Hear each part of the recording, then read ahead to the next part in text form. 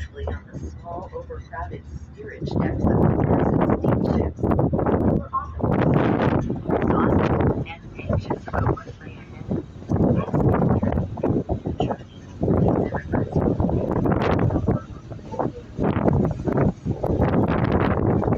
these sites are developed to you today. Imagine the awe as the city's grand vista emerged above the waves. Over the years, it served as a neighborhood and brought up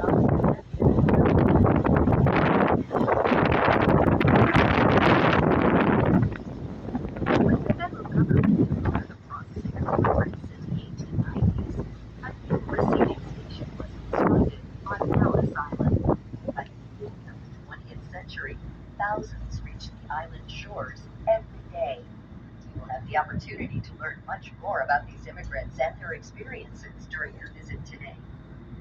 The main building of the Ellis Island Immigration Station complex has been restored and is now a museum containing 3 floors of self-guided exhibits. Information is available at the desk on the main floor. An informative audio tour is included with your ticket and may be picked up when you arrive on each island. It includes a 30-minute Statue of Liberty audio tour and a 45-minute audio tour of the Ellis Island Museum. Food and gift services are available both aboard this vessel